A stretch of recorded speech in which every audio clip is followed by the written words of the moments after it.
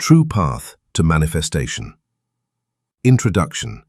You are not failing at manifestation, you are succeeding at it, completely, consistently, without a single day off. The results in your life right now are not the absence of manifestation working. They are manifesting exactly as it always that level. Here is where most people's relationship with this teaching ends before it begins. They hear, you attract what you assume, and they think, fine, I will assume better things. I will tell myself I am worthy. I will affirm that money comes easily. I will say the sentences that belong to the version of me I want to become. And then they feel, somewhere underneath all that, a soft, persistent laughter, the kind that knows you, because the assumption they are trying to change is not a thought they are having. It is a conclusion they reached about themselves somewhere in the past, and then forgot they reached, and then began living as though it were simply true. You don't know you're assuming you're the kind of person life eventually disappoints. It doesn't feel like an assumption. It feels like experience. It feels like evidence. It feels like realism. But it is an assumption. It was chosen once, even if not consciously. It was reinforced by events you interpreted in a particular way. It became a lens, and now you see everything through it, including the techniques you try, including the results you allow, including the moments you get close to something different and then, at the last second, find a way back to what feels familiar. Familiar is not the same as true. Familiar is just what your nervous system has learned to expect. There is a particular cruelty in partial understanding. If you had never heard of manifestation, you would simply live your life, driven by assumptions you never examined, shaped by a story you never questioned. That would be its own kind of limitation, but at least it would not include blame. Partial understanding adds blame. You have heard enough to believe you should be able to change your results. You have not heard enough to understand why you haven't. And so the gap between what you know and what you're living produces a very specific kind of suffering. The feeling that everyone else seems to be doing this correctly, that the law works for them, that you must be broken in some specific way that no technique can quite reach. You are not broken. You are working with an incomplete map. This audiobook is the part of the map that was missing. What we are going to do here is not complicated, but it is not comfortable either. Comfortable is what you have already tried. We are going to go directly to the foundation, to the assumptions that have been quietly building the life you have, and we are going to examine them with enough honesty that they lose their invisibility. Because an assumption you can see is an assumption you can change. It is only the ones you cannot see that run the show. We are going to look at what Neville actually taught, not the softened version, but the full weight of it. And we are going to understand why it is, in fact, the most compassionate framework available. Not compassionate in the way that tells you everything is fine. Compassionate in the way that tells you the truth, because the truth is the only thing that actually helps. We are going to understand what happens in the gap between choosing a new assumption and seeing it appear in your physical reality. Why that gap exists, what it contains, how to move through it without losing the thread of what you chose. We are going to understand imagination not as daydreaming, but as a precise tool, the way Neville intended it, for rehearsing an end until it stops feeling like a wish and starts feeling like a memory of something that has already happened. And we are going to understand what it means to move, to take action not from the person you used to be, but from the person you have decided to become, so that your life does not just carry a new thought on top of old behavior, but begins to be built, piece by piece, from the inside out. By the end of this, I don't want you to believe in the law of assumption. Belief is fragile. Belief requires maintenance. Belief collapses under pressure. What I want is something harder to shake than belief. I want you to recognize the law, to see it operating in your own history, clearly, specifically, without doubt, in the results that have followed you across different circumstances, different places, different attempts to change. I want you to look at your life and see the assumption that built it, the way you might finally see a pattern in a piece of music you had been hearing wrong for years. Because recognition is different from belief. Recognition doesn't require faith. It requires only that you look honestly at what has already happened.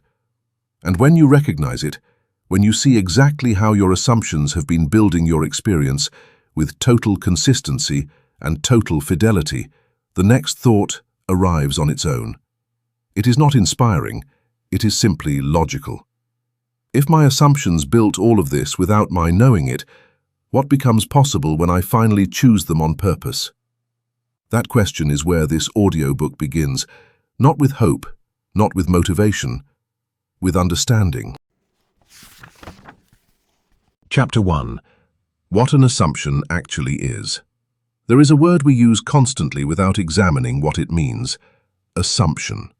We use it to mean a guess, a provisional thought, something we hold loosely, aware that we might be wrong, ready to revise when new information arrives. That is not what Neville meant, and that is not what is running your life. The assumptions that shape your experience are not guesses. They are not tentative.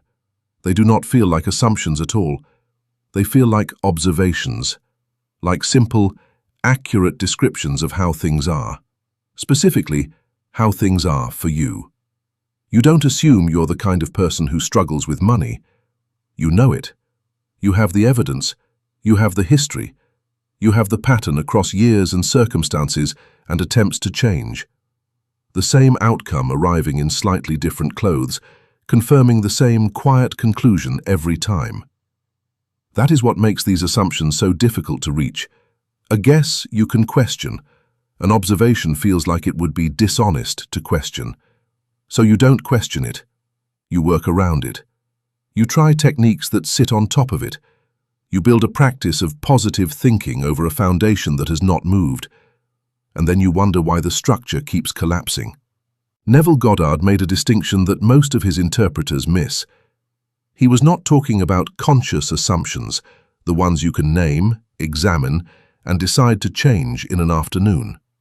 He was talking about the assumptions that have become part of the fabric of your identity, the ones so thoroughly integrated into how you see yourself that they stopped being ideas you held and became the lens through which you hold everything else.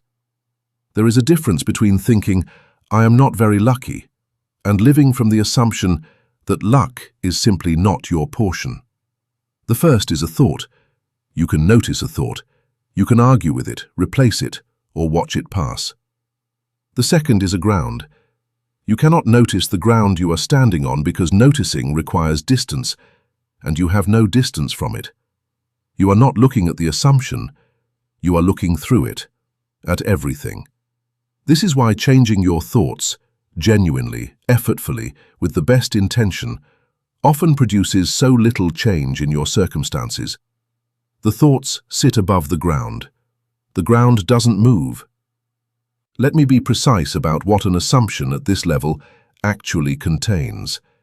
It contains a prediction, not a conscious one, an automatic one, a quiet, instantaneous forecast that runs beneath every new situation you enter, telling you, before anything has happened, what kind of thing is likely to happen. What the person across from you is probably thinking, whether this opportunity is the kind that works out or the kind that almost works out and then doesn't. Whether you are the kind of person this is for. You feel this forecast as intuition, as reading a room, as being realistic. It is your assumption, meeting each new situation before you do, and pre-interpreting it in line with what it already believes. It also contains a filter. Once the assumption has made its forecast, it filters incoming information to confirm itself. This is not a character flaw, it is how the mind works. A feature, not a malfunction. The mind is constantly flooded with more information than it can process. To function, it selects. It prioritizes what confirms the patterns it has already built.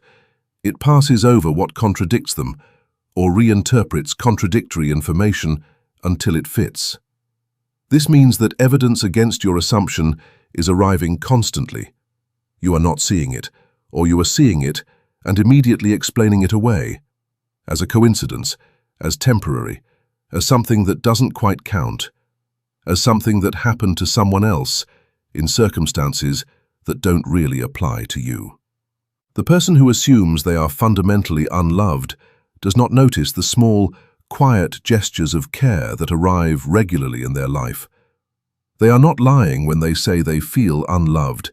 They are telling the precise truth of their filtered experience. And the filter was built by the assumption. The assumption built the filter. The filter selected the evidence. The evidence confirmed the assumption. The assumption deepened. This is the loop, and it runs for most people without a single moment of conscious participation. It also contains a behavioral instruction. This is where the assumption reaches out of the inner world and begins directly constructing the outer one. Because you do not just perceive from your assumption, you move from it. The person who assumes they will eventually be abandoned does not wait passively to see whether abandonment arrives. They move in ways that make abandonment more likely, pulling away before someone can leave, testing in ways that exhaust the people who intended to stay, choosing partners whose limitations make eventual departure nearly inevitable, interpreting normal distance as the beginning of the end, and responding in ways that confirm that interpretation. None of this is conscious. None of this is chosen in the ordinary sense. It is the behavioral expression of a belief so deep it functions as instruction. The person who assumes they are not the kind of person serious opportunities choose does not simply fail to receive opportunities. They hesitate at the moment of application. They undersell in the moment of presentation. They choose slightly beneath their capability, because choosing at the full level would require stepping into an identity the assumption hasn't authorized. And when the result comes back smaller than it could have been, the assumption nods. See, this is how it goes for me. It does not know it created the result it is now using as evidence. This is what Neville meant when he said, "Your world is yourself pushed out." Not metaphorically, not as a poetic description of your attitude. Literally. Your assumptions about who you are, the forecast, the filter, the behavioral instruction, push outward into the physical world and construct the experience you then live inside of and call reality. The relationship you are in right now is, to a significant degree, a materialization of your assumptions about what you are the kind of person who receives in love. The financial situation you are navigating right now is, to a significant degree, a materialization of your assumptions about what you are the kind of person who is allowed to hold, to build, to keep. The professional reality you inhabit right now is, to a significant degree, a materialization of your assumptions about what you are the kind of person whose work the world takes seriously. This is not blame. This is mechanism. Understanding a mechanism is not the same as being blamed for its output. A person who didn't know water boils at a specific temperature is not blamed for their soup being cold. They simply didn't understand what was governing the result. Once they understand, they can change it. You are not being blamed for the assumptions you developed without knowing you were developing them. Most of them were formed in circumstances where you had no framework for understanding what was happening. You were young, or you were afraid, or you were simply living inside an environment that modeled a particular kind of expectation, and you absorbed it the way all living things absorb their environment, without resistance, without examination, without... The assumption is not your fault, but it is your responsibility now, because now you know what it is. Now you have a name for the mechanism, and a mechanism you can name is a mechanism you can work with. There is one more thing an assumption contains that is rarely discussed. It contains a sense of home. This is the piece that makes change genuinely difficult, not intellectually but viscerally. Because even when an assumption is producing results you consciously hate, it is familiar. And the nervous system, at a level far below your preferences, prioritizes familiarity over happiness. Familiar feels safe. Not good, safe. These are not the same thing. The assumption that you are the kind of person who struggles has produced a life you would not choose. But it is a life the body knows. It is a life the nervous system can predict. And prediction, even of difficulty, is experienced as a form of control. When you try to step into a genuinely different assumption, the body resists. Not because the new assumption is wrong, because it is unfamiliar, because it cannot yet be predicted, because safety, to a nervous system trained on the old story, means the old story, regardless of what it has cost you. This is why willpower alone cannot change an assumption at the deepest level. Willpower is conscious. The assumption lives beneath consciousness. You cannot overpower something you cannot fully see with a tool that operates only at the surface. What you need is something different, not force, familiarity. You need to make the new assumption feel like home, not through repetition of words, but through repeated experience of the state. Through imagination precise enough to give the nervous system new data, through movement aligned enough with the new identity that the body... That is the full practice. And it begins not with technique, but with seeing the assumption clearly enough to stop letting it hide. So before anything else, before choosing a new assumption, before learning the imagination practice, before any of the work that follows, there is this: the willingness to look at what is actually running, not at what you wish were running, not at the version of yourself you present to the world, or even the version you present to yourself in your better moments. What is actually, quietly, persistently running? The sentence underneath everything else, the one that, if you sit with real honesty, completes this phrase. I am the kind of person who... You know how it ends. You have always known. That sentence is where the work begins. And in the next chapter, we are going to look at what that sentence has already built, and why that is, despite everything, the most useful place to start. Chapter 2. Your current reality is a receipt, not a sentence. Look at your life right now, not the life you are building toward, not the life you believe you are capable of, not the life you would describe if someone asked what you are working on, the life that is actually here, today, in its current form.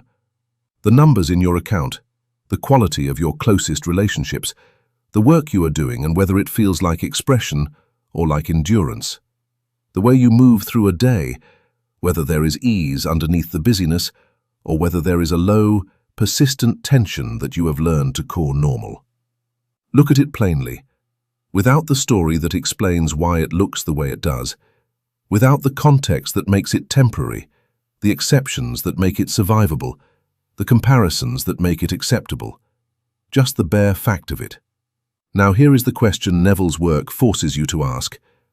Who assumed this into existence? Most people, when their life doesn't look the way they want, do one of two things. They blame themselves. They decide they are not disciplined enough, not consistent enough, not positive enough, not worthy enough. They treat the gap between where they are and where they want to be as evidence of a personal deficiency, something wrong in them that needs to be corrected before the life they want is permitted to arrive.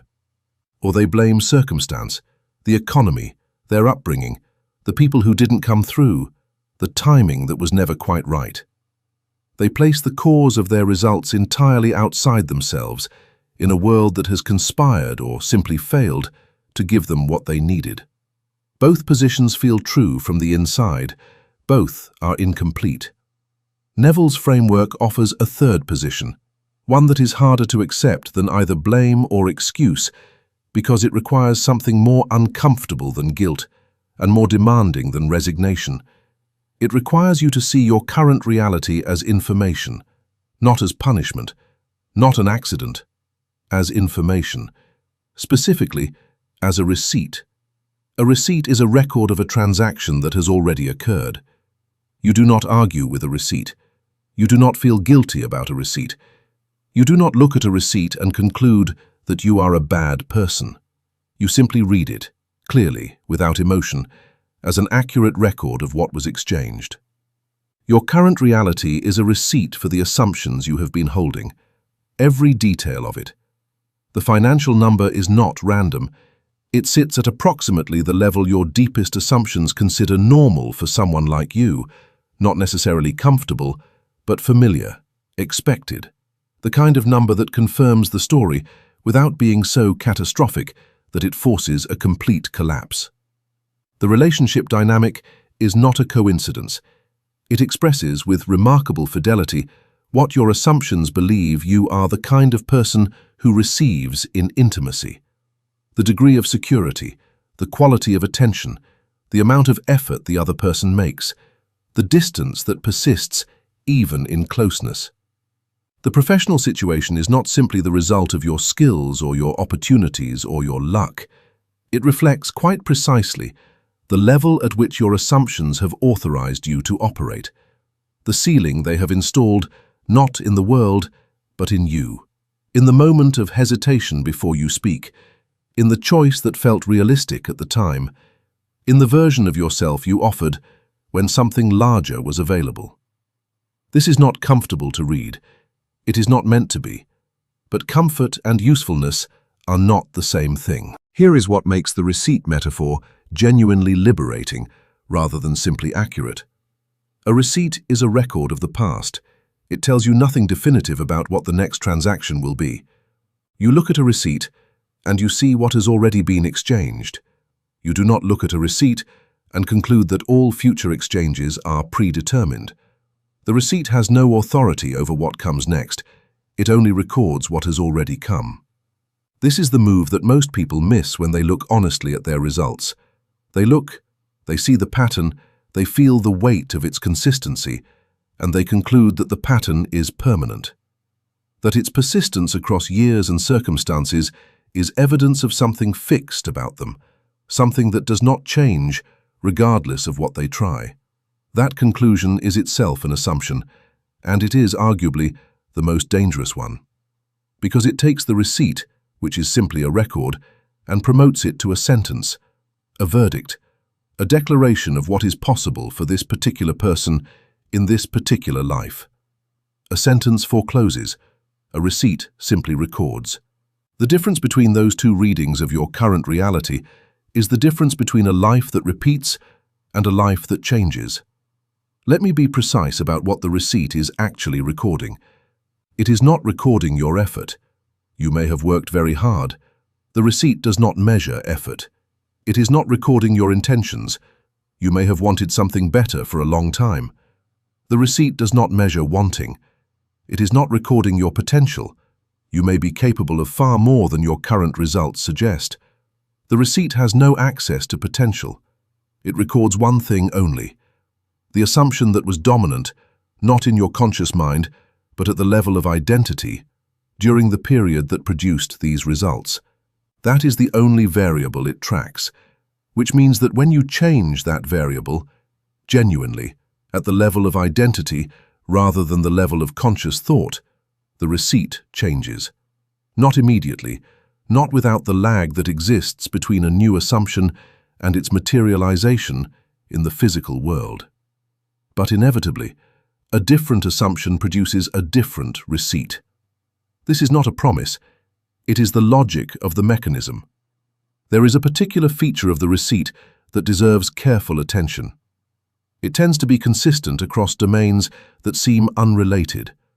The person who experiences persistent financial struggle often also experiences a particular kind of relational dynamic, one in which they give more than they receive, in which their needs are treated as secondary, in which asking for what they want feels dangerous or shameful.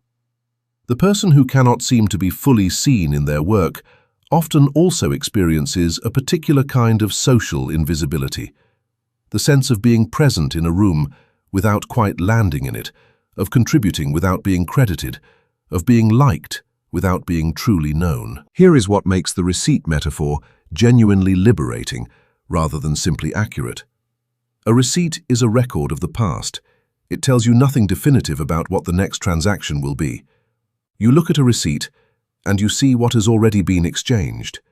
You do not look at a receipt and conclude that all future exchanges are predetermined. The receipt has no authority over what comes next. It only records what has already come. This is the move that most people miss when they look honestly at their results. They look, they see the pattern, they feel the weight of its consistency, and they conclude that the pattern is permanent.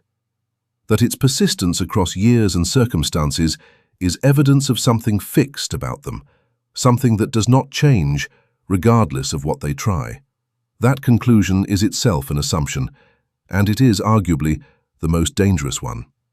Because it takes the receipt, which is simply a record, and promotes it to a sentence, a verdict, a declaration of what is possible for this particular person in this particular life. A sentence forecloses, a receipt simply records. The difference between those two readings of your current reality is the difference between a life that repeats and a life that changes. Let me be precise about what the receipt is actually recording. It is not recording your effort. You may have worked very hard. The receipt does not measure effort. It is not recording your intentions. You may have wanted something better for a long time. The receipt does not measure wanting. It is not recording your potential. You may be capable of far more than your current results suggest. The receipt has no access to potential. It records one thing only: the assumption that was dominant, not in your conscious mind, but at the level of identity, during the period that produced these results. That is the only variable it tracks, which means that when you change that variable, genuinely, at the level of identity rather than the level of conscious thought, the receipt changes. Not immediately, not without the lag that exists between a new assumption and its materialization in the physical world. But inevitably, a different assumption produces a different receipt. This is not a promise. It is the logic of the mechanism. There is a particular feature of the receipt that deserves careful attention. It tends to be consistent across domains that seem unrelated. The person who experiences persistent financial struggle often also experiences a particular kind of relational dynamic, one in which they give more than they receive, in which their needs are treated as secondary, in which asking for what they want feels dangerous or shameful. The person who cannot seem to be fully seen in their work often also experiences a particular kind of social invisibility, the sense of being present in a room without quite landing in it, of contributing without being credited, of being liked without being truly known. This cross-domain consistency is not a coincidence. It is the signature of a single underlying assumption expressing itself in multiple arenas. The assumption, "I am not quite enough," does not confine itself to your bank account. It shows up in your relationships, in your professional life, in the way you enter a room, in the requests you don't make, in the boundaries you don't hold, in the version of yourself you offer when you are afraid the full version might be too much. One assumption, many receipts, all consistent. This is actually useful information because it means you are not dealing with multiple separate problems. You are dealing with one source that is expressing through multiple channels. Fix the source. Change the assumption at the identity level, and the expressions begin to shift across all the domains simultaneously. Not all at once, not without the work we will discuss in the chapters ahead, but from a single point of change rather than from 100 separate battles. Reading the receipt honestly requires something most people find genuinely difficult.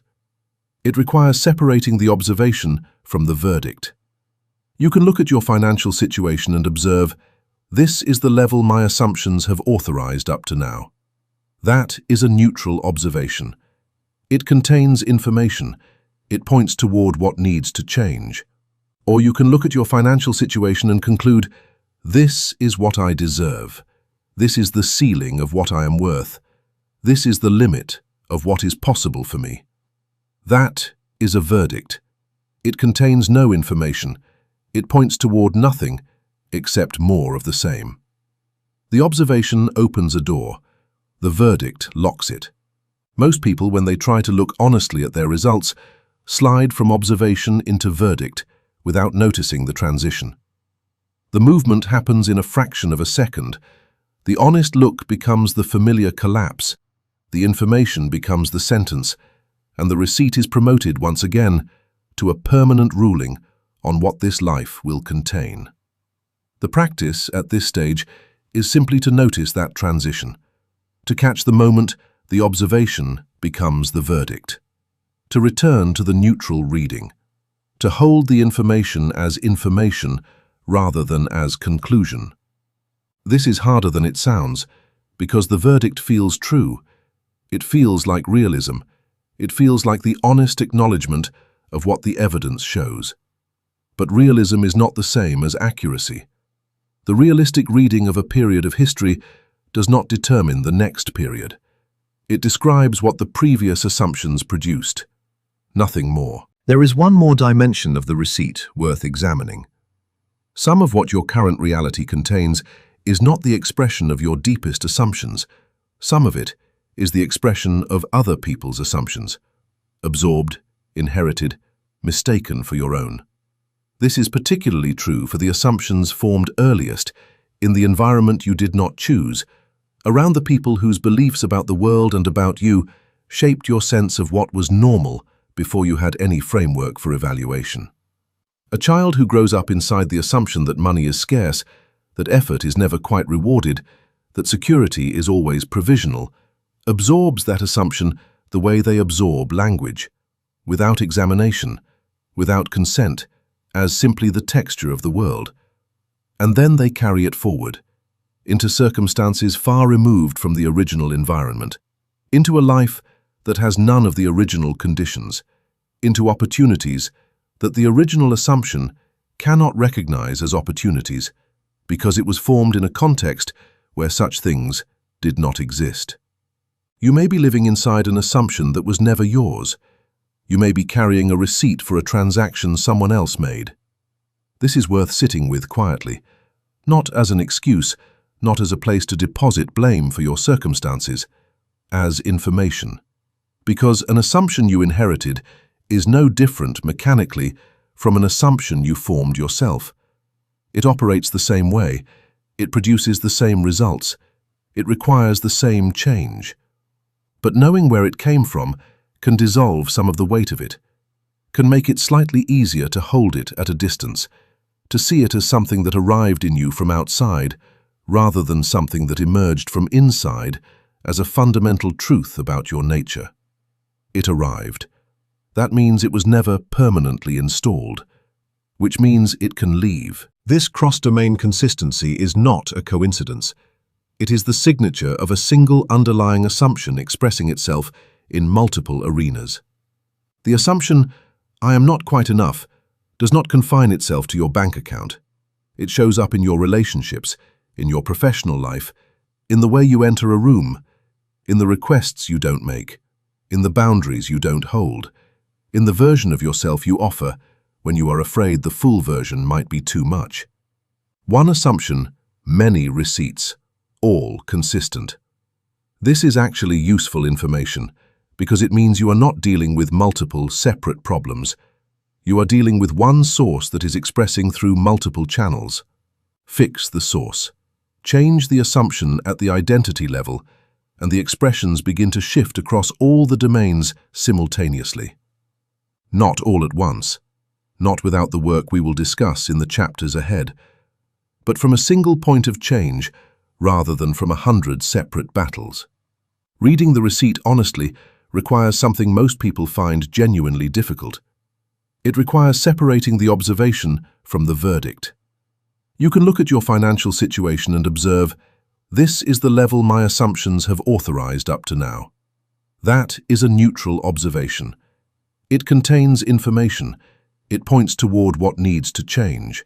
Or you can look at your financial situation and conclude, this is what I deserve.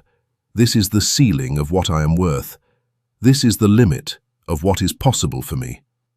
That is a verdict. It contains no information. It points toward nothing except more of the same. The observation opens a door. The verdict locks it. Most people, when they try to look honestly at their results, slide from observation into verdict without noticing the transition. The movement happens in a fraction of a second. The honest look becomes the familiar collapse.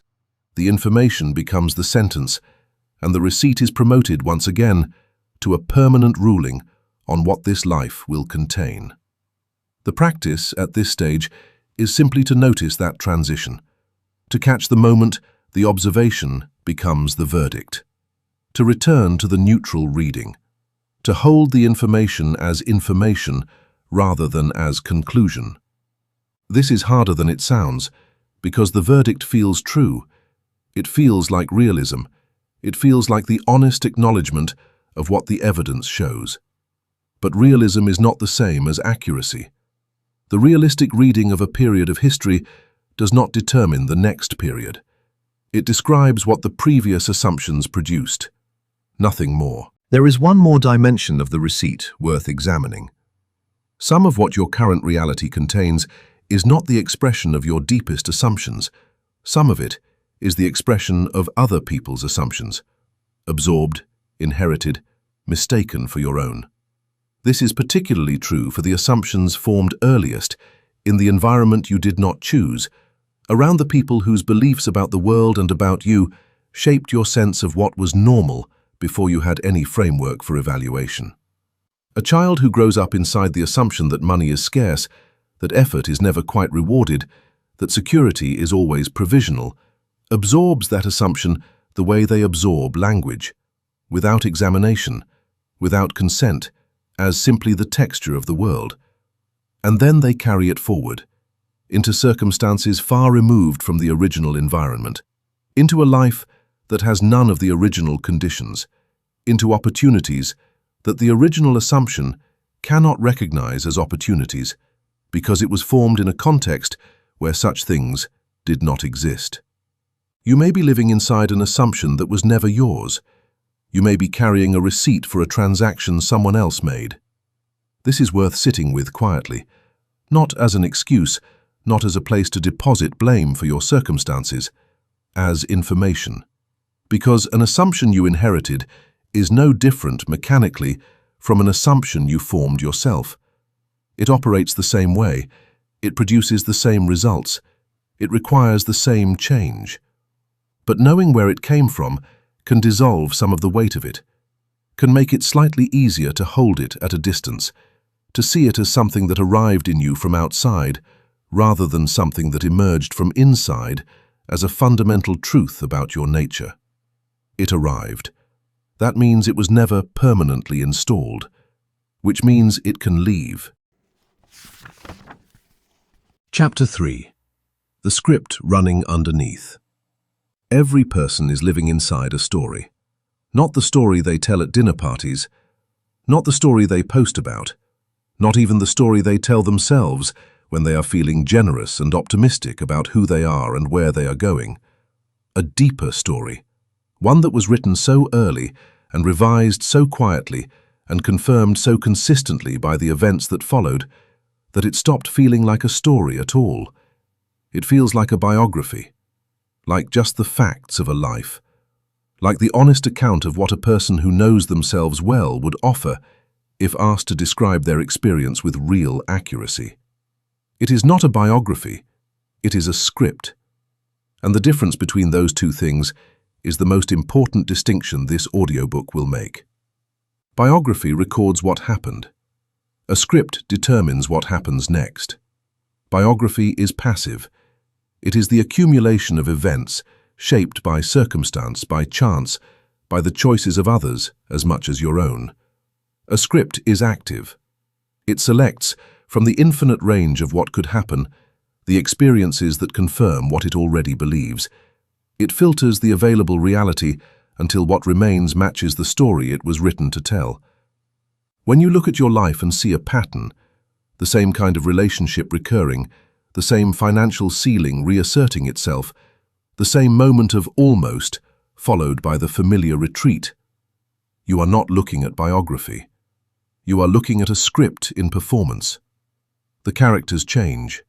The circumstances shift. The specific events arrive in different forms, different years and different contexts. The plot stays the same, because the script stays the same. How does a script form? Not through a single dramatic moment, though sometimes a single dramatic moment becomes the anchor for one. A script forms through interpretation. Something happens. You are young, or you are in a vulnerable moment, or you are simply in a situation you don't yet have the framework to understand. And you interpret it. You make meaning from it. You reach a conclusion, not consciously, not deliberately, but the way all living things reach conclusions. By pattern recognition, by emotional imprinting, by the mind's need to make the unknown known. The conclusion might be, when I need something, people don't come. Or, when I show too much of myself, it costs me something. Or, the things I want most are the things I am least likely to get. Or, effort doesn't protect you. Things fall apart regardless. The conclusion lodges somewhere beneath conscious thought. And then, because the mind is always looking for confirmation of what it already believes, it begins to find evidence. Not inventing evidence, finding it, selecting it from the genuine complexity of a life and bringing it forward as a representative, as typical, as proof. And each piece of evidence thickens the script, makes it heavier, more real, more undeniable, until the script is so dense with confirmation that questioning it feels not like courage, but like delusion. The script has several components, and it helps to understand each one separately. Not because they operate separately, but because naming them gives you somewhere to look when you are trying to read your own. The first component is the central statement. This is the core conclusion, the sentence at the bottom of everything. It is almost always a statement about identity, combined with a statement about what that identity is permitted to receive. I am the kind of person who works hard and still ends up behind. I am the kind of person people appreciate but don't prioritize. I am the kind of person who gets close to what they want and then loses it. I am the kind of person whose needs are always slightly too much.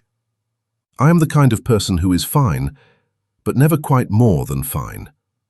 You will recognize yours, not because it sounds dramatic, but because it sounds obvious. Because it sounds like something you would never think to question. Because it sounds like a description rather than a story. That is the tell. The central statement always sounds like a description. It is always a story. The second component is the evidence archive. This is the collection of memories, specific, sensory, emotionally vivid, that the script has assembled as its proof. The moment someone chose someone else over you, in circumstances that felt defining. The attempt you made that failed at the exact moment it mattered most.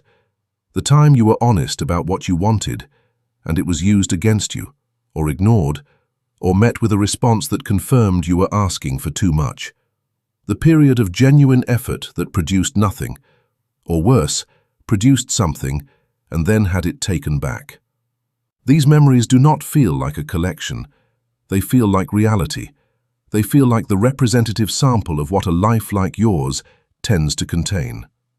The script selected them, from a life that also contained other moments, kindness, progress, moments where things worked, evidence of capacity and warmth and genuine connection. The script passed over those and archived these. Not because the difficult moments were more numerous, because they were more confirming. The third component is the behavioral code. This is the set of unwritten rules the script has generated for how to navigate a world that operates according to its central statement. If the central statement is, I am the kind of person whose needs are too much, the behavioral code might include, don't ask directly, make yourself useful so your presence is justified, monitor constantly for signs of burden, shrink before you are asked to. If the central statement is, I am the kind of person who gets close and then loses it, The behavioral code might include: don't get too attached, manage expectations downward, find the flaw early so the disappointment arrives on your terms. Keep one part of yourself withheld so the loss, when it comes, isn't total. If the central statement is, I am the kind of person who works hard and still ends up behind, the behavioral code might include: work more, rest less, treat comfort as dangerous, treat success as temporary, spend the good periods bracing for the correction that is surely coming. You follow this code automatically. It does not feel like a code. It feels like wisdom, like the reasonable, experienced response of someone who has learned how things tend to go.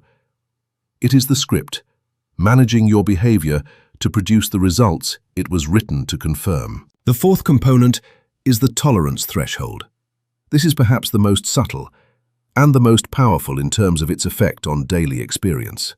The tolerance threshold is the level of goodness that the script will permit before it begins generating resistance. Every script has a ceiling on positive experience, not an absolute ceiling. Things can be good for a while, within the range the script considers normal. But when something arrives that exceeds that range, an opportunity significantly larger than usual, a relationship significantly healthier than usual, a financial development significantly more abundant than usual, the script activates, not through thought, through feeling, through a sudden, sourceless anxiety, a sense that something is wrong even when nothing is wrong, an impulse to find the problem, identify the risk, and locate the reason this cannot be as good as it appears.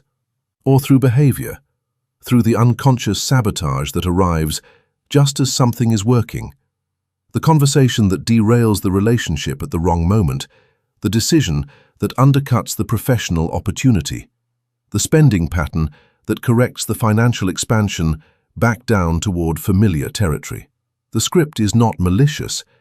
It is simply maintaining homeostasis, returning the experience to the level it considers normal, the level that matches the central statement, the level where prediction is possible, and the familiar sense of home is maintained. Understanding the tolerance threshold is essential, because it explains something that confuses almost everyone who works with this material. Why do good things that arrive not stay? It is not bad luck. It is not the universe testing you. It is not that you don't deserve what arrived. It is the script correcting back to its set point. And the set point only changes when the central statement changes. Now comes the question that matters. How do you read your own script? Not the version you construct when you are trying to think positively, not the version you would offer to someone who asked how you see yourself. The actual running script. The one that is operating right now, beneath this moment of reflection, shaping what feels possible and what feels like wishful thinking. There are several places to look. Look at your recurring experiences, not the occasional difficult moment. Every life contains those. The experiences that repeat, the pattern that has shown up across different relationships, different jobs, different cities, and different attempts to change, where the specific details differ, but the essential shape stays the same. That shape is the script in performance. Look at what you brace for, the thing you are always half expecting, even in good moments. The loss you are waiting for, the withdrawal you assume is coming, the correction that will arrive to balance any period of ease. What you brace for is what the script believes is inevitable. Look at what you explain away, the evidence of your own capability that you dismiss as luck, the warmth offered to you that you reinterpret as politeness, the opportunity that presents itself and that you immediately surround with reasons it probably won't work out. What you explain away is what the script cannot afford to believe. Look at where you stop, not where life stops you. Where do you stop yourself? The sentence you don't finish, the request you almost make and then pull back from, the version of yourself you offer when a larger version was available. Where you stop is where the script has drawn its line. And look, most directly, at the sentence you return to. In your quietest moments, in the moments after something doesn't work out, in the moments when you are being honest with yourself, in the way you are rarely honest with anyone else. The sentence that arrives then, not the dramatic version, not the catastrophic version, the tired, familiar, almost reasonable version. This is just how it tends to go for me. I don't know why I expected something different. Maybe this is just what my life is. That sentence, that specific, worn, almost comfortable resignation. That is the central statement of your script, and it is worth writing down, exactly as it arrives, without softening it, without contextualizing it, without immediately rushing to counter it with something more hopeful. Just write it, look at it, let it be seen. Because a script that is seen is a script that has lost its primary advantage. Its primary advantage was invisibility. It operated as the water you swam in, present everywhere, questioned nowhere, mistaken at every moment for simply the nature of things. When you name it, it separates from you slightly. It becomes a thing you can observe rather than a ground you stand on without knowing it. It does not disappear, not immediately, not through naming alone, but it becomes workable, and workable is the beginning of everything. There is something Neville said that is worth sitting with here. He said, "The man who is not conscious of his inner talking is in the position of one who does not know he is broadcasting." He was pointing at exactly this.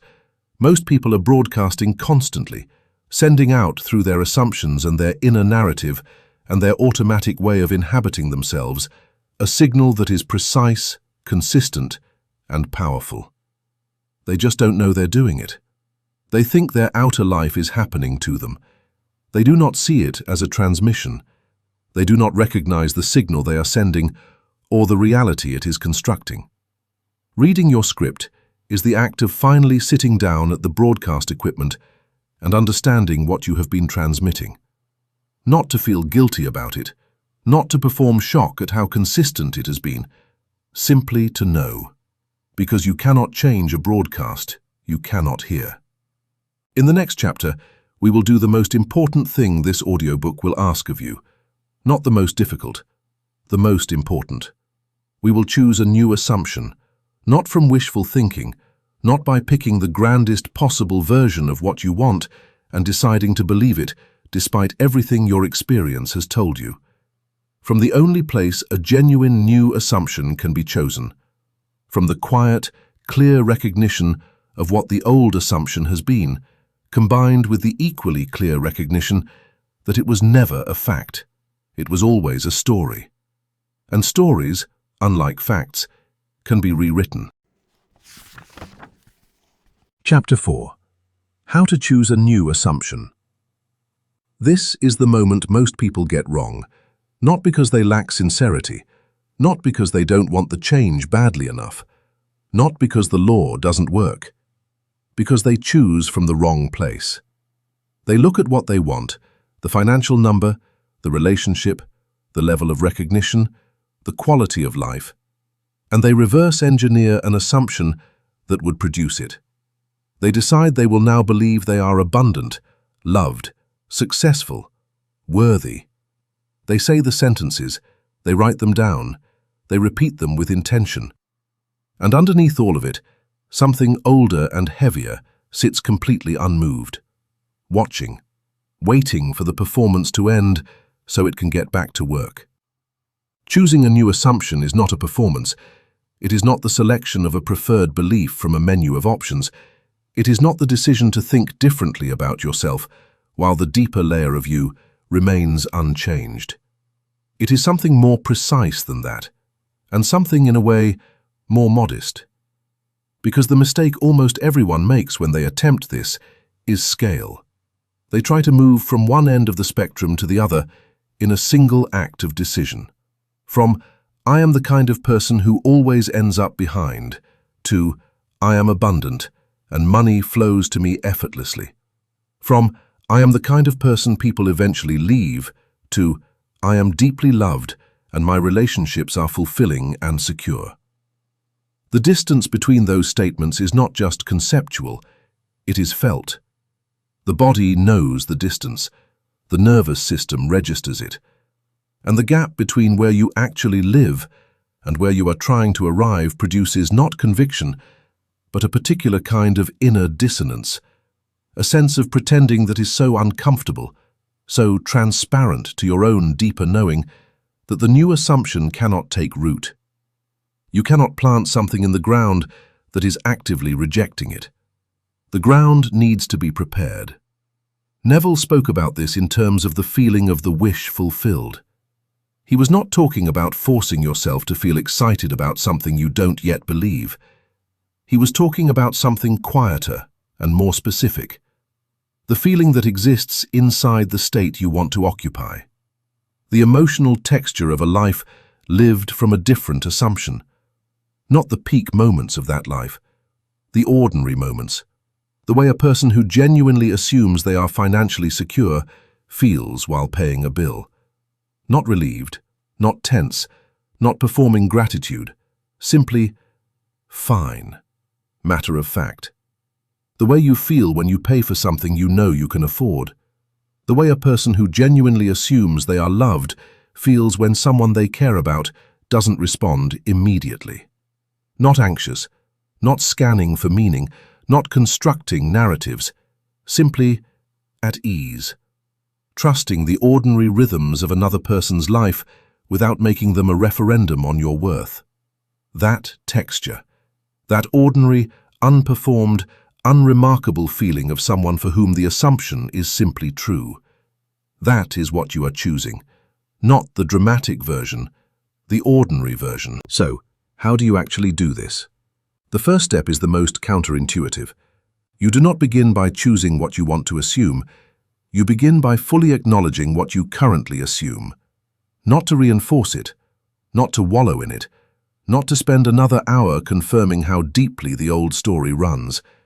To complete it, because an assumption that has not been fully acknowledged has a particular kind of grip.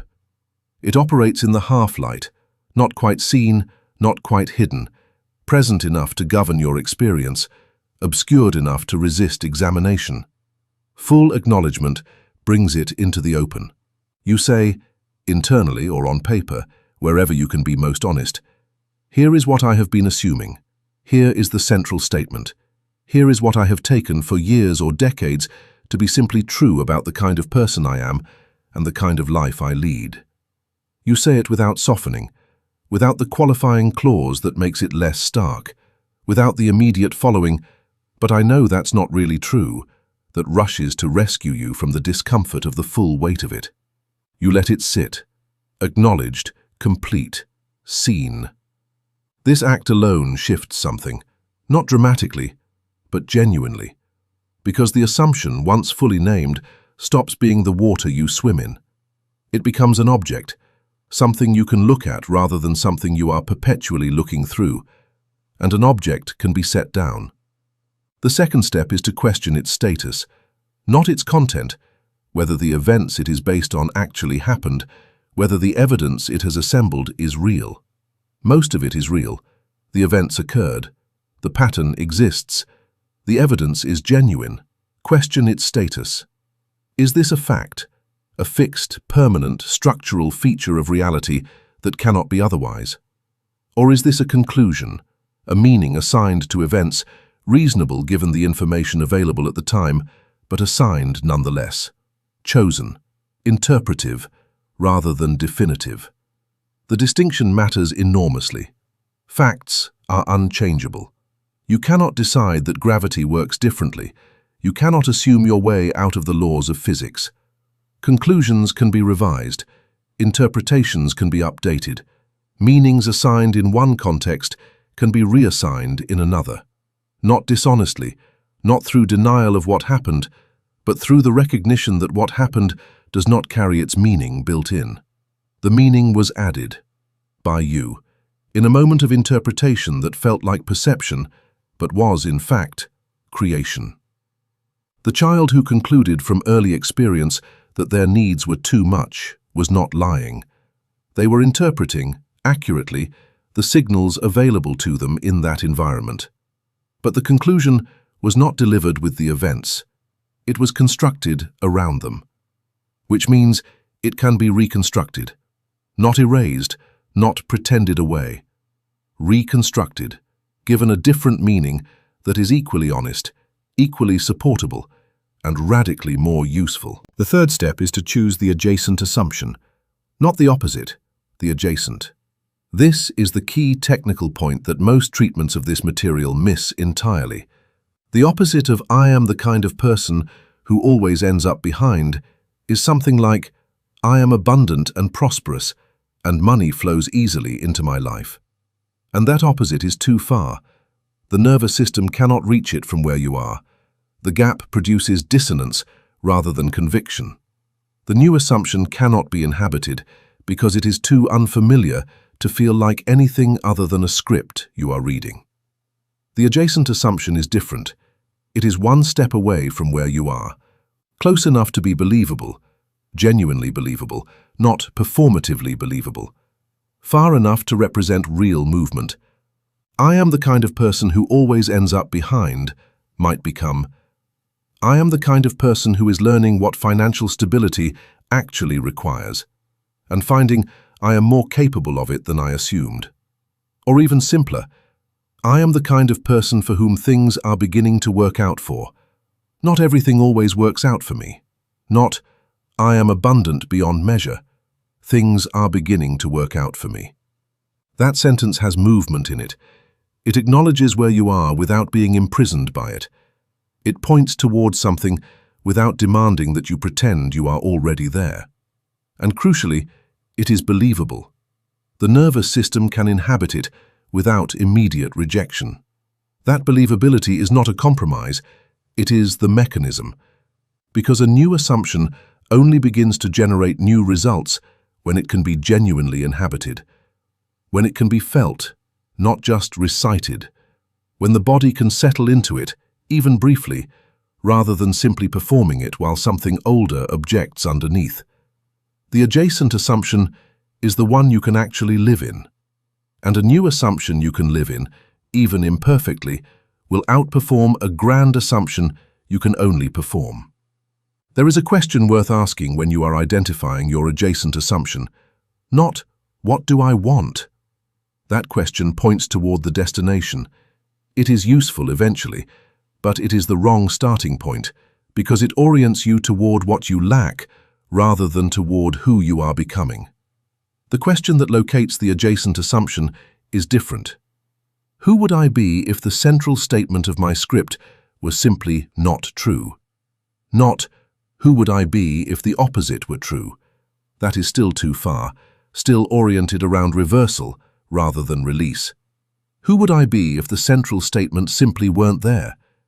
If I had not concluded, somewhere along the way, that I am the kind of person whose needs are too much, who would I be in a conversation where I wanted something from someone I trusted? Probably not fearless, probably not perfectly comfortable, but not braced, not pre-apologizing, not managing the other person's potential disappointment before it arrives. Simply present, asking, willing to hear whatever comes back without having already decided what it means about my worth.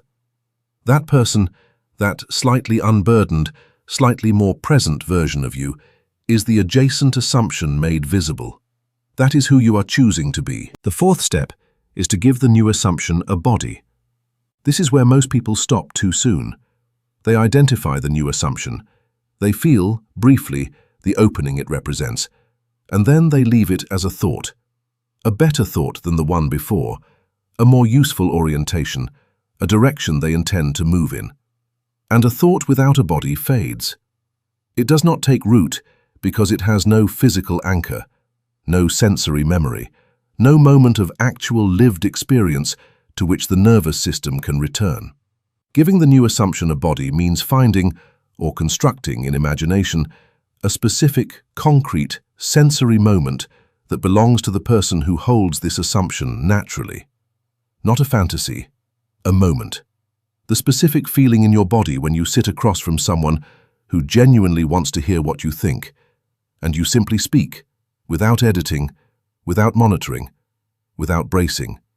The specific sensation of looking at your financial situation and feeling not the familiar tightening, but something quieter. The ordinary steadiness of someone who knows things are being handled. The specific experience of your work being received, not celebrated, not praised extravagantly, simply received, with the attention it deserves. Concrete, sensory, small enough to be real. That moment is the seed of the new assumption's physical existence. And in the next chapter, we will work with that moment directly, through the practice of imagination that Neville placed at the center of everything. But before we go there, one more thing needs to be said about choosing. Because choosing a new assumption is not a single event. It is a practice. You will choose the new assumption today and mean it fully. And then something will happen, a specific piece of evidence from the old world, a bill, a silence, a moment of rejection or disappointment, and the old assumption will reassert itself with the full weight of its evidence archive, with the full authority of everything it has spent years collecting, and you will feel the pullback. This is not failure. This is the nature of changing something that lives at the level of identity rather than thought. Thoughts can be changed in an afternoon. Identity changes through repetition, through accumulated experience, through the slow accumulation of moments in which the new assumption was chosen, again and again and again, until it begins to feel less like a decision and more like simply where you live. The choosing is the practice, not the choosing once in a moment of clarity and genuine intention. Returning to the choosing, after the slip, after the pullback, after the day when the old script ran the whole show and you didn't catch it until evening. You return, you choose again, not dramatically, not with the renewed intensity of someone who has decided this time will be different, quietly. The way you return to a breath in meditation, without making the wandering wrong, without requiring the return to be perfect. You simply choose again. And each time you do, the new assumption gains a little more ground. Not because the old one is being defeated, because the new one is becoming more familiar. And familiarity, as we established in Chapter 1, is what the nervous system calls home. You are building a new home. One act of choosing at a time. Chapter 5. Imagination as rehearsal, not escape. There is a version of imagination you already know. The version that arrives uninvited at 2 in the morning. The version that replays the conversation you should have handled differently or constructs in vivid detail the way a feared thing might unfold, or builds an entire future scenario around a single piece of ambiguous information, a delayed message, an unexpected expense, a look on someone's face that you couldn't quite read. That version of imagination is extraordinarily powerful. You have never doubted its power. You have felt it in your body. The physical response to a scenario that exists only in your mind, the tightening in the chest, the shallowing of the breath, the cortisol moving through you, as though the thing imagined were the thing happening. Your nervous system does not distinguish between a vividly imagined experience and a real one. You already know this. You have been living with the consequences of it your entire life. The question Neville's work forces is a simple one. If that version of imagination, the uninvited, fearful, often unconscious version, is powerful enough to produce real physical responses, real behavioral shifts, real changes in how you move through the world, what happens when you use the same faculty deliberately? What happens when you bring the same vividness, the same specificity, the same sensory precision to an imagined experience that belongs to the life you are choosing rather than the life you are afraid of? That is the question imagination as rehearsal answers. First, it is necessary to clear away what imagination is not in the context of this practice, because the misconceptions are significant enough to make the whole thing fail before it begins. Imagination as rehearsal is not visualization in the way the word is commonly used. It is not the creation of a mental movie in which you watch yourself, from the outside, as though from a camera, living the life you want. That external perspective, however vivid, does not produce the felt sense the practice requires.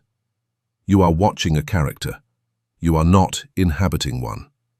It is not the construction of grand, cinematic scenarios involving private jets, enormous houses, and adoring crowds. Those scenarios carry a particular energy, the energy of wanting, of lack, of the distance between where you are and where you wish you were. And want, as Neville was precise about pointing out, confirms absence. The feeling of wanting something is the feeling of not having it. And that feeling, held consistently in imagination, produces more of what generates it, more not having. It is not positive thinking with pictures. It is not an affirmation with sensory detail. It is not a technique you perform for 20 minutes and then set aside while the rest of your day runs on the old assumption. It is something more fundamental than any of those things. Neville called it living in the end. The end, in his teaching, is not the peak moment, the dramatic arrival, the celebration, the visible proof that everything has changed. The end is the ordinary state of someone for whom the thing is simply true. The end is not the moment you receive the call that changes everything. The end is a Tuesday morning 3 months later, when you are living inside the new reality, and it has already become normal. That Tuesday morning, that specific, unremarkable sensory experience of a life in which the new assumption is simply the ground. That is where the imagination practice lives, not in the dramatic moment, in the ordinary one. Because the ordinary one is sustainable, the ordinary one can be returned to consistently, without the escalating emotional effort that peak moments require. The ordinary one carries the feeling that Neville identified as essential, not excitement, not relief, not triumph. Normalcy, the quiet, settled, unremarkable feeling of someone for whom this is simply how things are. Let me be specific about what the practice actually involves. You choose a scene. One scene. Not a sequence of scenes, not a narrative arc. A single, specific moment that could only exist inside the life built by the new assumption you have chosen. It needs to be small enough to be real, a brief conversation, a quiet moment alone, a specific physical sensation, something you could hold in your mind for 60 seconds without it requiring narrative support, without needing a before and after to make sense of it. If your new assumption is, I am the kind of person things work out for, the scene might be a moment at the end of a day where something went unexpectedly right, and you sit with a cup of something warm, and the feeling in your body is not the familiar relief of someone who doesn't expect good things and is surprised by them. It is the simpler feeling of someone who expected things to work out, and they did. And this is ordinary. That feeling, that specific quality of ordinary expectation is confirmed. Not dramatic, not emotional, just, of course. If your new assumption is, I am the kind of person whose work is received with genuine respect, the scene might be a moment after a conversation in which you said something and the person across from you paused, genuinely, before responding. Not out of politeness, out of actual engagement with what you said. The pause that means your words landed. You don't need to construct what happens next. You don't need the scene to resolve into praise or visible success. The pause is enough. The specific, felt experience of being genuinely heard. If your new assumption is, I am the kind of person money stays with, the scene might be a moment of looking at a number and feeling nothing alarming. Not pride, not relief, not the performance of gratitude, just the absence of the familiar tightening. The ordinary neutrality of someone who is not braced for financial bad news because they do not assume it is always coming. The absence of tension. That absence is the scene. Once you have the scene, you enter it. Not from the outside, from the inside. You are not watching yourself in this moment, you are in it. You are feeling what your body would feel. You are seeing what your eyes would see. Not a panoramic view, not a cinematic establishing shot, but the specific, limited, first-person view of someone actually inhabiting a moment. What is in front of you? What your hands are doing? What the light is like? What sounds are present or absent? What temperature of the air is? The more specific the sensory detail, the more the nervous system registers this as real experience rather than as mental exercise. And it is real experience, in the only sense that matters to the part of you that generates assumptions. The part that does not distinguish between what is vividly imagined and what is physically occurring. The part that responds to the felt sense of a thing, regardless of its source. You hold the scene, not for 20 minutes, not until some feeling of completion arrives. For as long as it remains vivid and felt, which in the beginning may be 30 seconds, maybe a minute, that is enough. You are not trying to sustain an emotional peak. You are making a deposit, a brief, specific, sensory deposit into the nervous system's understanding of what is normal for you. Each time you return to the scene, the deposit compounds, not linearly, not predictably, but cumulatively. The scene becomes more accessible. The feeling it carries becomes easier to find. The new assumption it belongs to begins, slowly and genuinely, to feel less like a choice you are making and more like a place you recognize.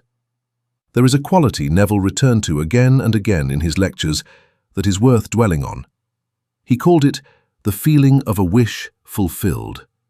And the word he used most often to describe it was satisfied. Not happy, not excited, not grateful in the performative way gratitude is often practiced. Satisfied. The specific feeling of someone who wanted something and has it and is now simply living with it in the way you live with anything that is genuinely yours.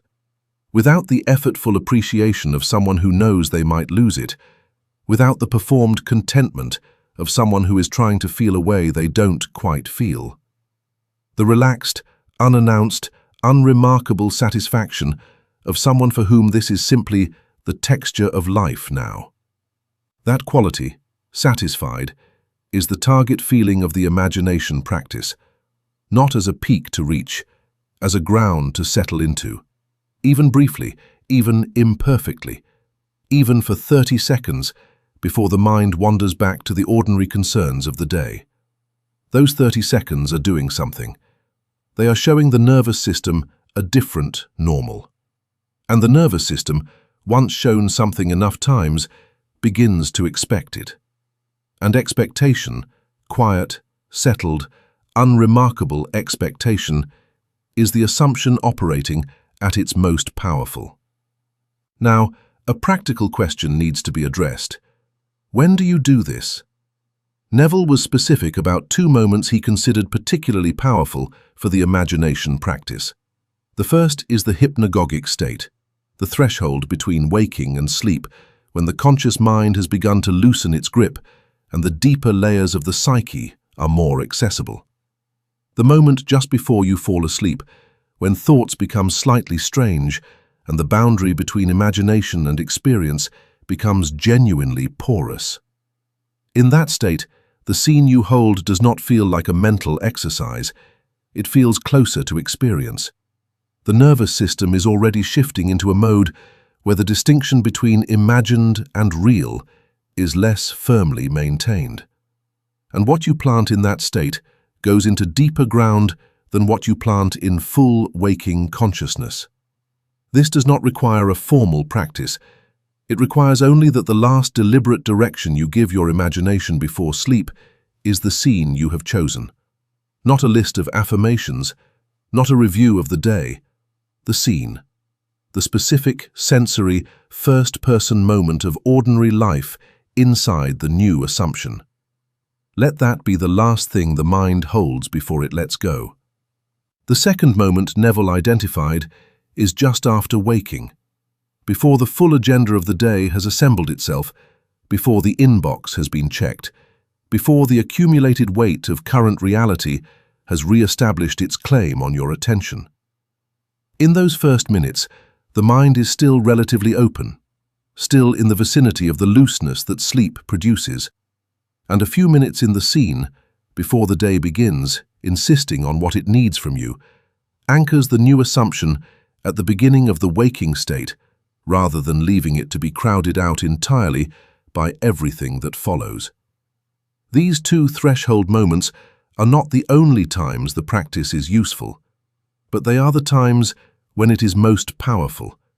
And if you use only those two windows, the last minutes before sleep and the first minutes after wake, there is one more dimension of this practice that needs to be named.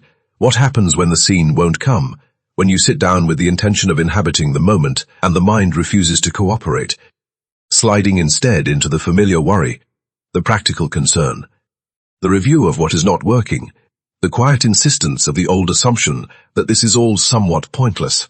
This will happen regularly in the beginning, and the mistake is to treat it as a failure and push harder, to strain toward the feeling, to force the scene, to perform the satisfaction through gritted teeth until it resembles something you can call the practice. That forcing produces nothing useful, and it adds something harmful.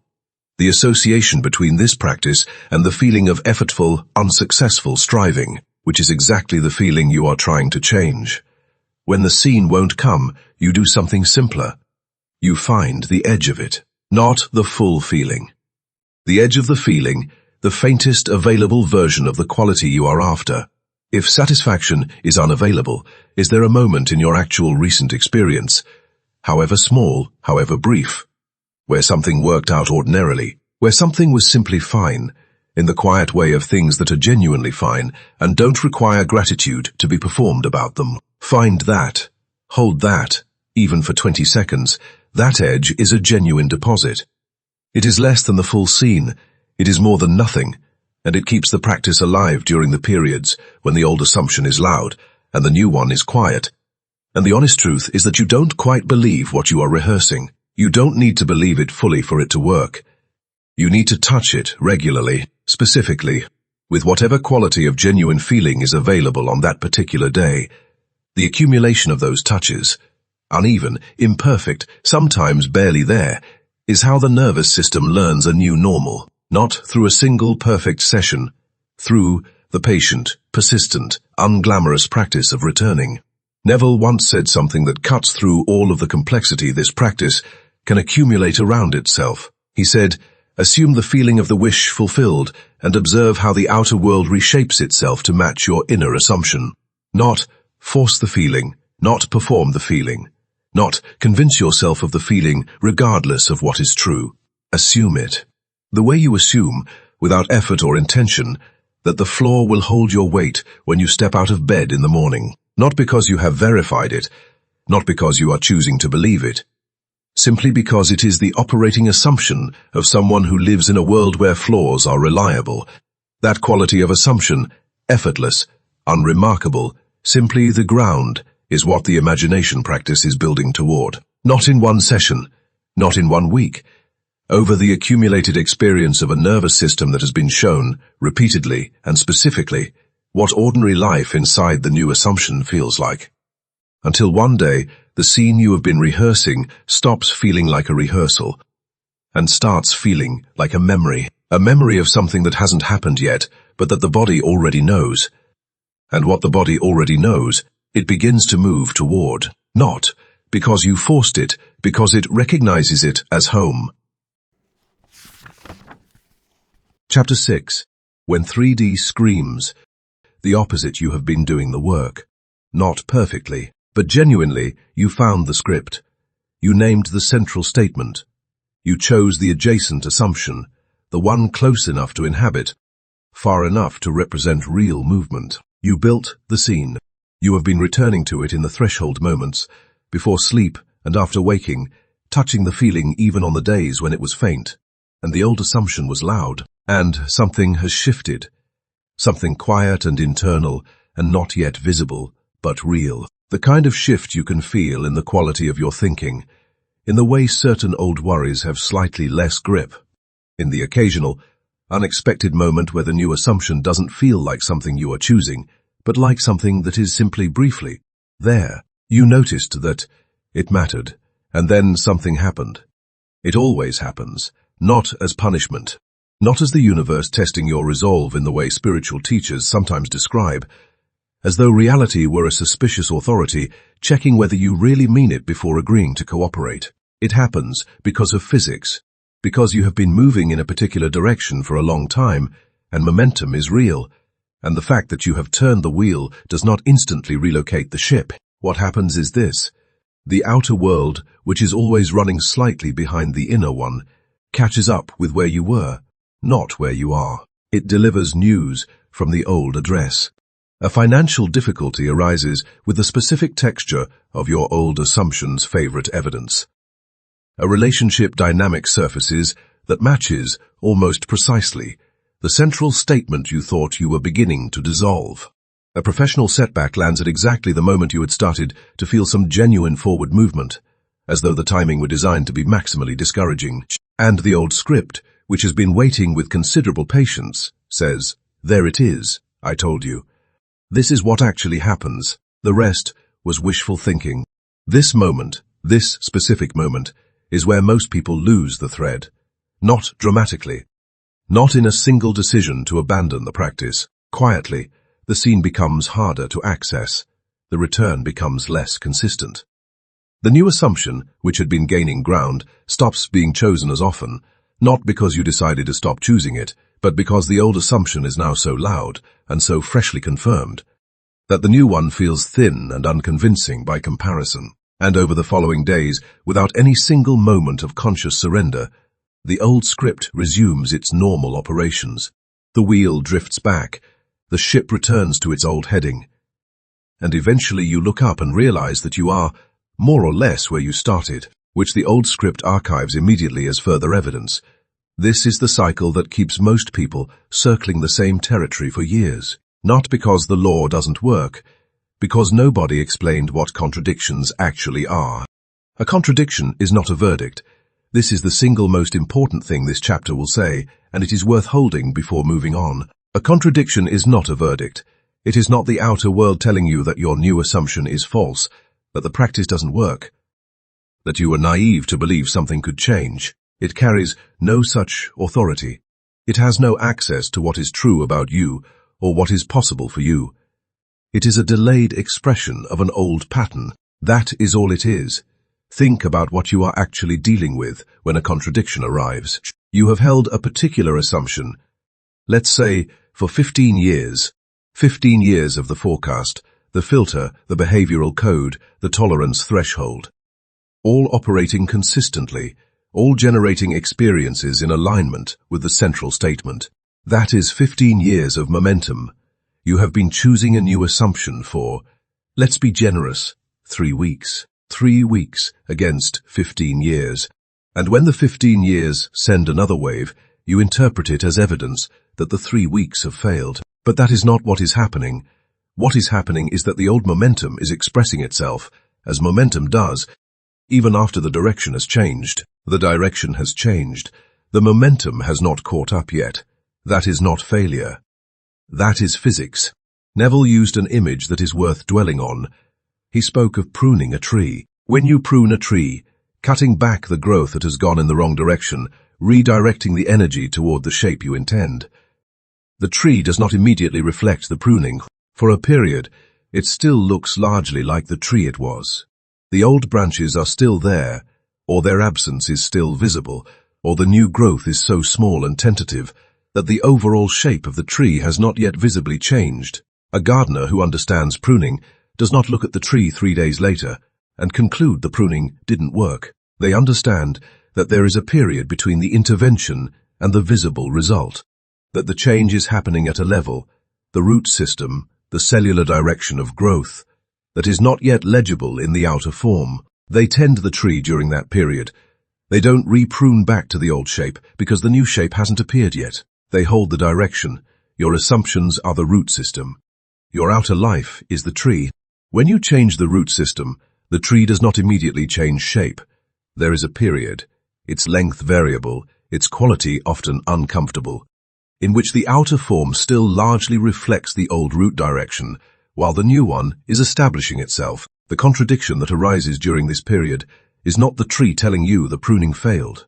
It is the tree still expressing the old root direction while the new one takes hold. Hold the direction. There is something else happening in the moment of contradiction that deserves precise attention. The contradiction is not just an external event. It is an invitation, a very specific invitation. It is asking you, with considerable force and considerable evidence and the full weight of its familiar authority, to return to the old assumption, to interpret the event as confirmation of the central statement, to let the meaning of what just happened be decided by the script that has always decided meaning. And the invitation feels reasonable. It feels like realism. It feels like the mature acknowledgement of what is actually true, rather than what you have been hoping is true. This is the fork in the road. Not a dramatic one, a quiet one. In one direction, you accept the invitation. You allow the event to mean what the old script says it means. You let the contradiction be a verdict. The wheel drifts back. The old assumption regains the ground it had been losing. In the other direction, you decline the invitation, not by denying that something difficult happened, not by pretending the event has no weight or that you are unaffected, by refusing to let it decide who you are. Those are different things. You can feel the full impact of a difficult event. Sit with it honestly, let it move through you without performance. And still, at the end of that honest encounter with it, return to the assumption you chose. The event happened. It does not get to write the conclusion. You write the conclusion. Let's be specific about what declining the invitation actually looks like. Because the abstract instruction, don't let it pull you back, is not sufficient when the pull is strong and the old script is presenting its evidence with the particular authority of something that feels indisputably true. The first move is to feel it without collapsing into it. This distinction matters. Feeling something fully.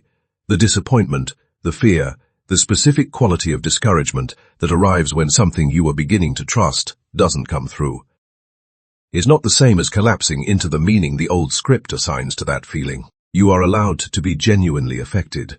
The practice does not require you to be unmoved. It does not require a performance of equanimity that is simply suppression with better branding. Feel it.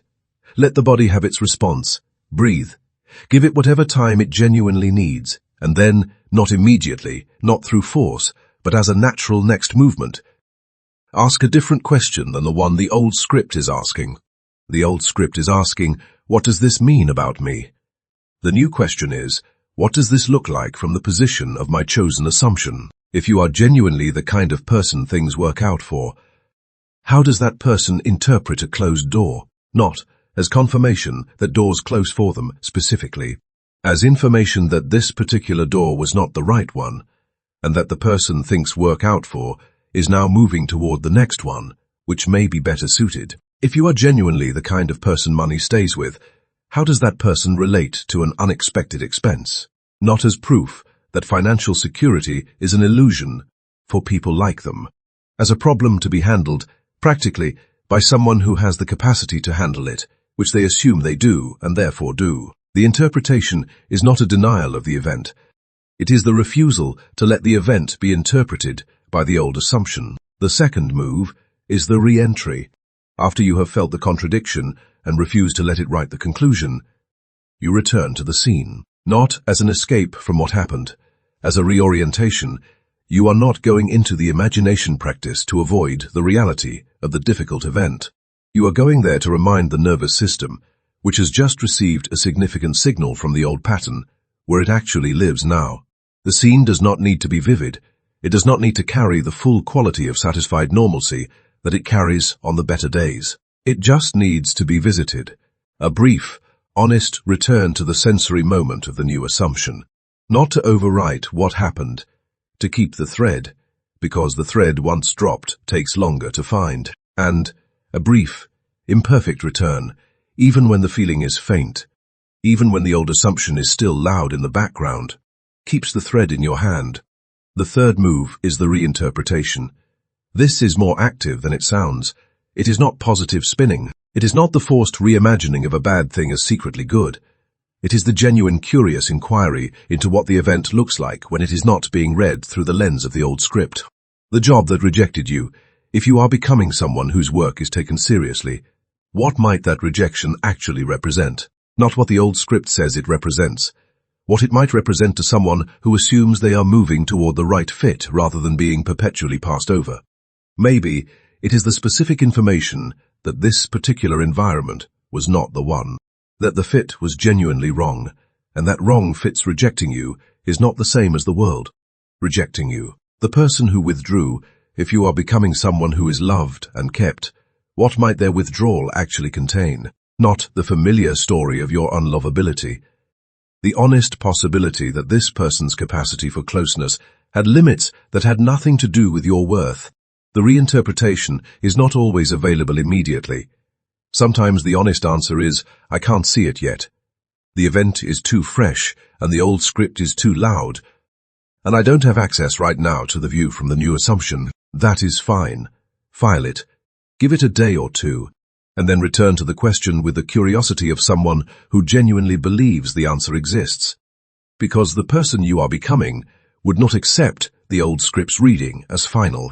The fourth move, and this one is often overlooked, is the smallest possible aligned action.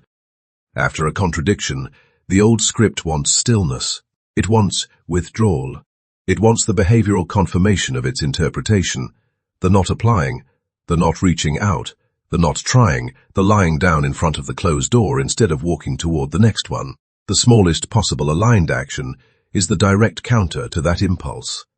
Not a grand gesture, not the performance of confidence you don't feel, not the forced positivity of someone who is pretending the event didn't affect them. The smallest action that belongs to the person you have decided to be. Maybe it is sending one message. Maybe it is opening the financial situation you have been avoiding since the difficult thing arrived. Maybe it is saying something honest to someone you trust, from the position of someone who believes they are allowed to need things from people who care about them. Maybe it is simply getting up, making something, moving the body through the day as someone who has not been permanently defeated by what just happened. Small, specific, aligned with the new assumption rather than the old one. That action does something the imagination practice alone cannot do. It puts the new assumption in the body. It gives the nervous system the direct physical experience of someone who lives from a different ground, not in imagination, but in the actual texture of a lived moment. And the nervous system, which is always updating its model of what is normal for this person, registers it, filed, counted, compounded. There is a quality that the people who successfully navigate this stage develop. It is not faith in the traditional sense. It is not the determined belief that things will work out, maintained through sheer will against the evidence. It is something more precise. It is the ability to hold two things at once without needing them to resolve. This is difficult. The mind prefers resolution. It prefers the contradiction to mean something definitive. Either the new assumption is working and this event is a blip, or the new assumption is false and the old one was right all along. The mind wants to know. The practice requires tolerating the not knowing, holding the difficult event as genuinely difficult, not explaining it away, not rushing to the silver lining, and simultaneously holding the new assumption as genuinely chosen, not as proven, not as confirmed by evidence, as chosen, because that is what it is. It is not yet a fact. It is a direction, a decision about the ground you are building your life from, regardless of what the current outer form suggests. You can feel the difficulty of the event and still choose the assumption. Those two things do not cancel each other. They coexist. And the ability to let them coexist, to stop requiring the outer world to confirm the inner decision before the inner decision is permitted to stand, is the specific capacity that separates the people who use this material to genuinely change their lives from the people who use it to feel better for a while before the next contradiction pulls them back. One more thing needs to be said about this stage, about what to do when the contradiction is not a single event, but a sustained period, when it is not one difficult thing arriving, but a season of them. When the outer world is not sending occasional waves from the old pattern, but seems to be entirely composed of them. When the receipts keep coming in, and they all say the same thing, and the distance between your inner work and your outer reality feels not like a gap to be bridged, but like a canyon. Those periods are real. They are not evidence that the practice is failing. But that is a hard thing to hold when you are inside one. What Neville said, in his more direct moments, was simply this: persistence. Not the manic persistence of someone grinding through sheer force of will. The quiet persistence of someone who has understood the mechanism well enough to trust it, even when the results are not yet visible. The gardener does not dig up the seed to check whether it is growing. They continue to tend the conditions. The watering, the light, the protection from what would damage the tender new growth. And they trust the process that they understand well enough to trust. You are tending conditions. The seed is the new assumption. The watering is an imagination practice. The light is the consistent return after each contradiction. The protection is the refusal to let the old script write the meaning of events. Continue tending, not because you can see the growth yet, because you understand what growth requires. And because the alternative, returning to the old assumption, with its familiar receipts and its reliable ceiling and its comfortable sense of home, is something you have already lived. You know what? That costs. Chapter 7. Making the Law Your Way of Life. There is a version of everything you have read in this audiobook that remains a project, something you undertake with intention during a specific period, something you return to when circumstances become difficult enough to motivate the return, something that lives in a folder or a notebook or a saved file, available when needed, set aside when life reasserts its ordinary demands. That version produces occasional results. It does not produce a changed life. Because a changed life is not the output of a project. It is the output of a changed person. And a changed person is not someone who applies a different technique at intervals. It is someone for whom the new assumption has become the ground, the unremarkable, unannounced, simply their foundation from which everything else proceeds. That is what this final chapter is about. Not a new technique, not an additional practice to layer over what has come before. The transition from doing this to being this, that transition does not happen through intensity. This is one of the most important things to understand about the long game of this work.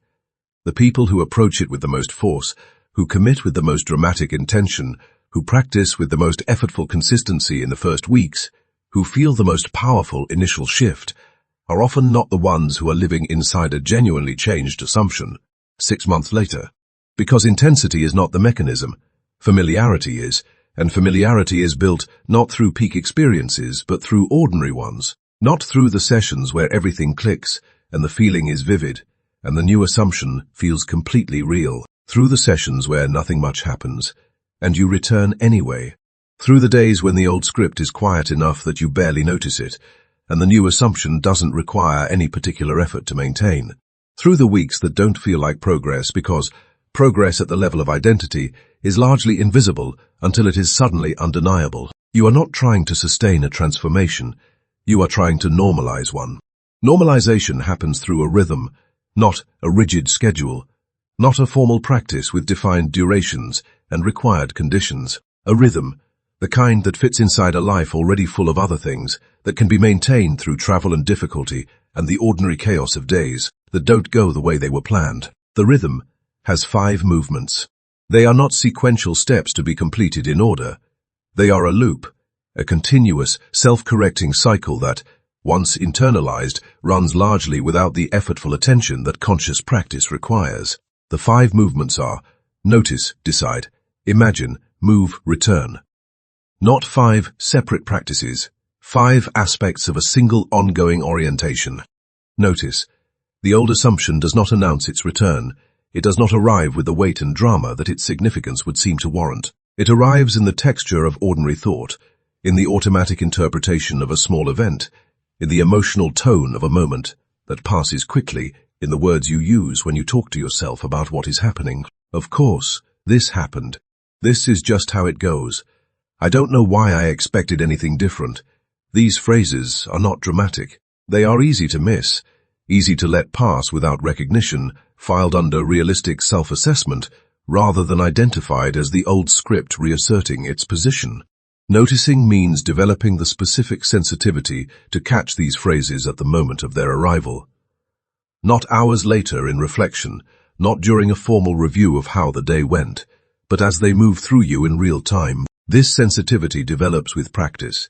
In the beginning, you will catch the old script after it has already run for an hour, then 20 minutes, then a few minutes.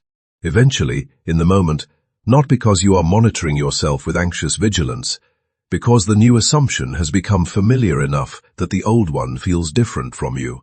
Slightly foreign, recognizable as a thing that arrived rather than a thing that is simply true. That foreignness is the signal. When something feels like an old habit rather than a current truth, you have developed enough distance from it to notice without drama, without self-criticism for the fact that the old script appeared again, without the spiral of wondering whether you have made any progress at all. If this is still happening, it will always happen, at some level, for a long time.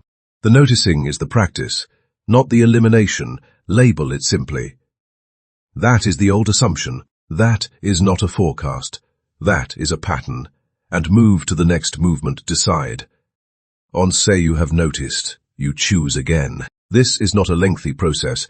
It does not require sitting down or closing your eyes or entering any particular state of focused intention. It is a single interior movement. Return to the one sentence that belongs to your chosen assumption. I am the kind of person for whom things work out for.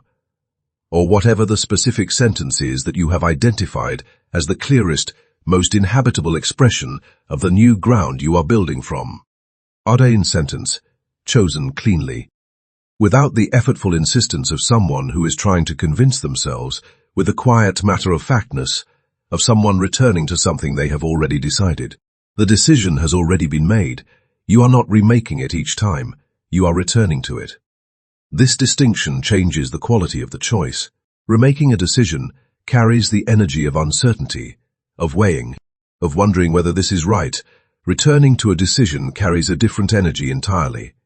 The energy of someone who knows where they stand, who has been knocked temporarily off that ground by what just happened, and is now simply stepping back onto it. That is the quality of the decide movement. A return, not a struggle. Imagine. The full imagination practice, the specific scene, the sensory detail, the held quality of satisfied normalcy, does not need to happen at every point in the loop. The brief version does.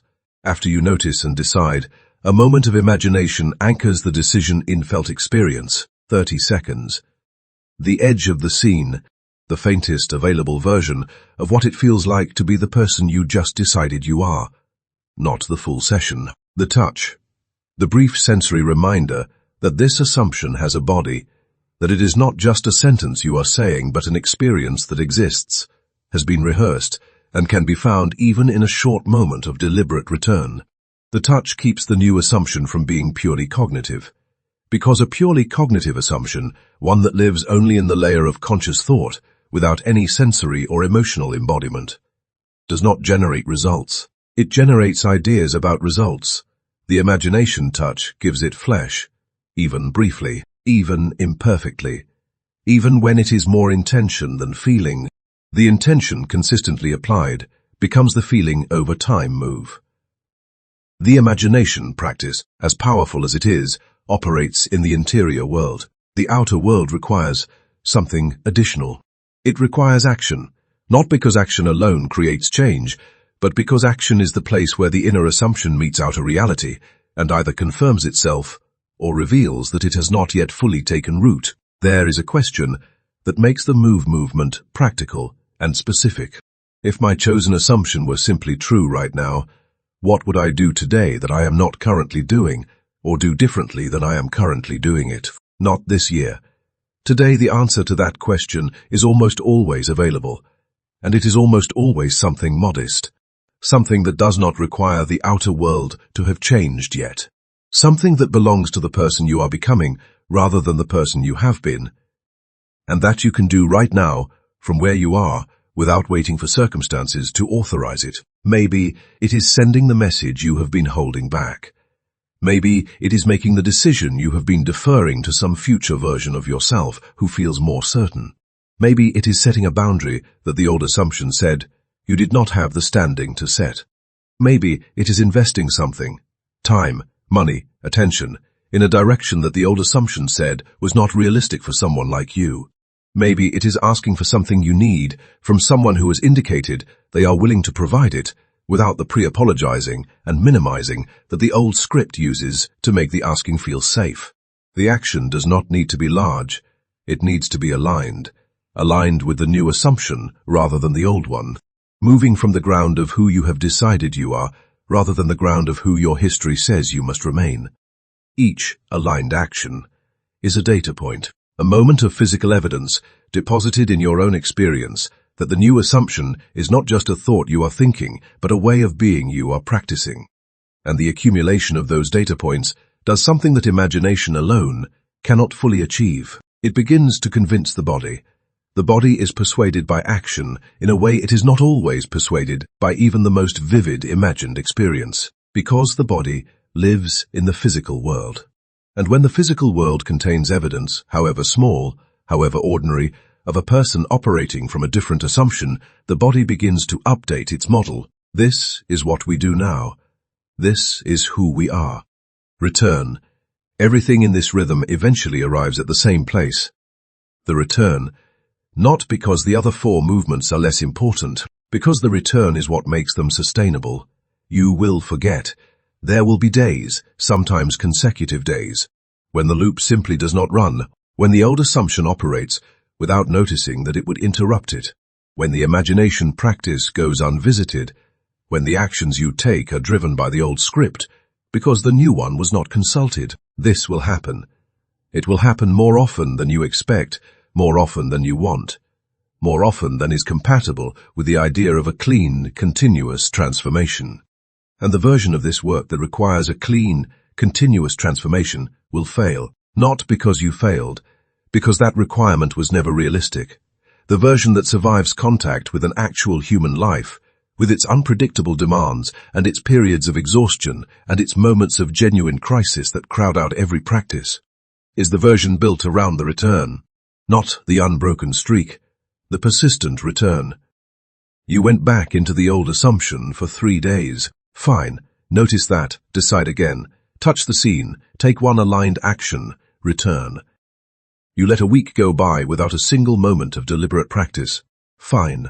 Return. You had a period, maybe an extended one, where the difficulty of your circumstances made the whole framework feel thin and unconvincing, and the old script felt like the only honest account of your life. That was a real period. It had weight. It cost something. Return. Not with the self-flagellation of someone who has failed, with the simple, practical orientation of someone who knows where they are going and has temporarily been somewhere else. Return. This is the movement that Neville described in different language again and again across decades of teaching. He said, sleep as though it were true. Wake as though it were true. Move through your day as though it were true. Not perfectly. Not without the contradictions and the doubts, and the moments where true feels like a very long way from here. As though. The as though is the return. It is the perpetual, imperfect, stubbornly maintained orientation toward the assumption you have chosen, regardless of what the current outer form suggests, regardless of what the old script says the evidence means, regardless of how many times you have had to return before this particular returning. There is something that happens after enough time with this rhythm that is difficult to describe without making it sound more dramatic than it actually is. The loop begins to run on its own, not perfectly, not without exception, but underneath the ordinary activity of a day, the rhythm that you have been consciously practicing begins to operate below consciousness, the way any deeply repeated pattern eventually operates, the way you no longer think about balance when you walk, even though balance is a complex, continuously adjusted calculation that you once had to learn. You stop noticing the old script because you catch it so quickly it barely lands. You stop making the choosing feel effortful because you have returned to the chosen assumption so many times it has become the familiar ground. You stop requiring the imagination practice to be formal and deliberate because the felt sense of the new assumption is accessible enough that brief contact with it is available in the ordinary flow of a day. You stop tracking whether the aligned actions are working because acting from the new assumption has simply become how you act. The practice becomes the person. And around this time, not at a specific moment, not in a single dramatic revelation, but gradually, across a period that you will later struggle to locate precisely, you will notice that the outer world has been changing, not all at once, not in the cinematic way that transformation is sometimes described, in the way that a life genuinely changes, incrementally, quietly, in ways that individually seem small and possibly coincidental, and only become legible as a pattern when you look back across enough of them. The opportunities that began to arrive that didn't arrive before. Not necessarily enormous ones, often modest ones that match the adjacent assumption rather than the ultimate destination. The relationships began to organize themselves differently. The dynamics that shifted, sometimes through direct change in the people involved, more often through your own changed response to what they offered, which changed what they offered. The financial situation that began to move, slowly, not spectacularly, but in a direction it had not moved before, with a consistency it had not previously had. The inner experience of a day, which is, in some ways, the most significant change of all. The background hum of low-level tension that you had been carrying so long you had stopped knowing it was there. Quieting. The reflexive bracing for disappointment. Softening. The quality of your own company is improving.